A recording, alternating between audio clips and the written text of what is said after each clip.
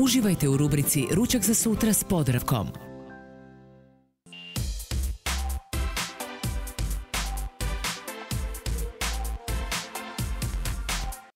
Dobar dan poštovani gledatelji, dobrodošli u Ručak za sutra s Podravkom.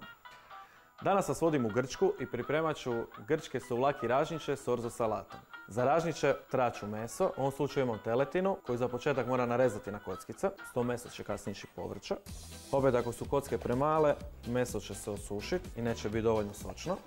A naravno prevelike neće se dobro speći. Ovaj put sam izabrao teletinu, inače u Grčkoj naravno omiljeno meso i janjetina, tako da su i mogli ražnjići ili kako oni kažu souvlaki biti od janjetina ili možda piletina. Svinjetina baš i nije tako omiljena. Inače danas sam se odlučio za souvlaki, što su kao što sam rekao grčki ražnjići, a neka još nacionalna grčka jela bi bila musaka ili svima poznati gyros. Sad kad sam meso narezao, treba ga začiniti, to je marinirati. Za to će mi trebati origano. Inače Grčka kao mediteranska zemlja koristi puno tih mediteranskih začina. Ovako jedna žličica origana, jedna žličica mljevenog crnog papra.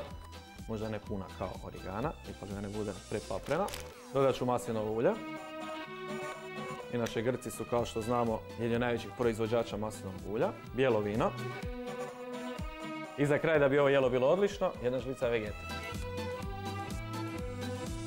Sve zajedno ću to ovako rukama promiješati, tako da se sve zajedno prožme. Sada kao i svako meso najbolje to staviti jedno pola sata marinirati, tako da ću ja to odložiti sa strane, za to vrijeme pripremiti salatu. Za salatu sam pripremio ovu sitnu tjesteninu koja izgleda kao riža. Inače u Grčkoj se to zove orzo tjestenina. A u svaku grčku salatu tako i ovo ide puno povrća, tako da će mi trebati ovaj salatni krastavac. Sve ću ovako rezati na veće kocke i odmah ću ubacivati jedno po jedno. Jedan luk, njega ću isto narezati ovako na kocke, ne presitno. Inače grčka kuhinja je sigurno poznata po puno povrća, ribe, maslinovog ulja. Osim luka dodat ću i ove lijepe šeri rajčice. Evo, kad sam narezao šeri rajčice, treba će mi svježi peršin. Njega isto najvolim presitno narezati, tako da sve ono njegovo najbolje ne ostane na dasi. Što bi bila salata iz Grčke bez crnih maslina. I za kraj tu imam sterilizirana, to jest ukiseljena srca artičoka. Njih neću rezati presitno da mi se ne raspadnu. Još ću nacijediti pola limuna umjesto octa, tako da ova salata ipak bude malo kisela. Dodat ću maslinovo ulje. A još malo crnoga papra, ali ne previše. Jedan prstak soli. Sada to sve zajedno treba dobro promiješati. I ovakva salata će biti spremna za jedno pola sata u hladnjaku. Za to vrijeme ću ja pripremiti ražnje.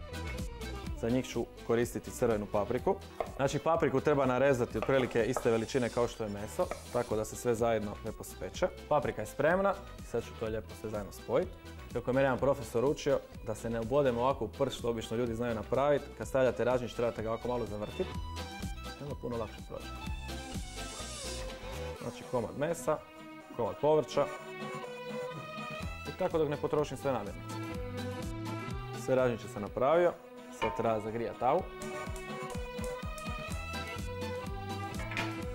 Tava je topla, ali ulje neću stavljati zato što je meso bilo u marinadi, tako da nije potrebno. Meso na ražnjiću, to je ova teletina, je dosta nježna i ne treba je prejako speći, tako da u sredini ostane sočna. Ražnjić je dovoljno samo 2 puta okrenuti i bit će gotovo.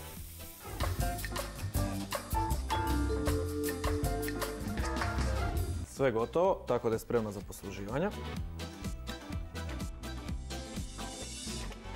Mislim da će 1-2 ražnjića biti dosta. Sad naravno da probam što sam napravio. Znači meso, kao što sam rekao, ne treba ga previše speći, tako da ostane ipak dovoljno sočno.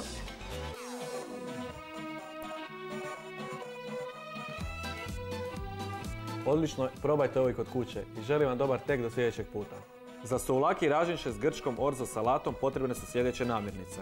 800 g teletine u komadu, 1 žličica sušenog origana, 50 ml bijelog vina, 2 crvene paprike, 100 ml maslinovog ulja, 1 žličica mljevenog crnog papra i 1 žlica vegete. A za salatu 150 g tjestenine orzo, 100 ml maslinovog ulja, 200 g mariniranih srca artičoka, 150 g šeri rajčica, 150 g svježih krastavaca, 100 g luka, 50 g crnih maslina, 1 žlica nasjeckanog svježeg peršina, sok od pola limuna, sol i crni mljeveni papar.